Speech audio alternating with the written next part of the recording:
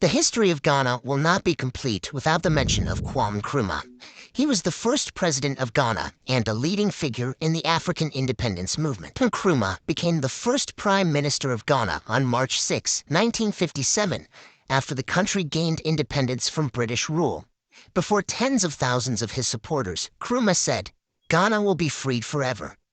He spoke at the first session of the Ghana Parliament that Independence Day, saying, "We have a duty to prove to the world that Africans can conduct their own affairs with efficiency and tolerance, and through the exercise of democracy. We must set an example to all Africa."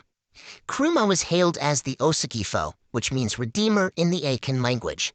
One of Nkrumah's greatest achievements in this regard was the creation of the Organization of African Unity, which aimed to promote peace, stability, and economic development across the continent.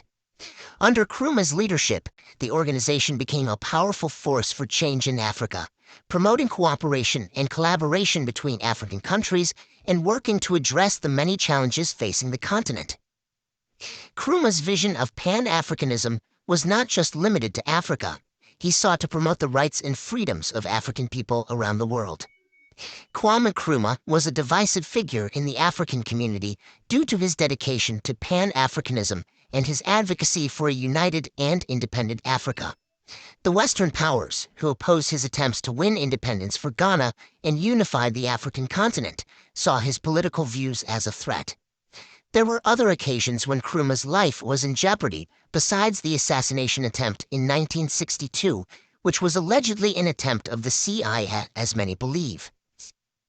His home was the target of a bomb attack, among other attacks on his life. Despite these dangers, Nkrumah persisted in pursuing the independence and unification of Africa as part of his political agenda. Kwame Nkrumah was a charismatic and visionary leader who transformed Ghana into one of the most developed countries in Africa, but his rule was eventually cut short when he was overthrown in a military coup in 1966. Nkrumah was quickly deposed and went into exile, ending his 9-year rule as the leader of Ghana. His friend Sékou Touré of Guinea offered him refuge and made him the honorary co-president of Guinea, where he spent the rest of his life.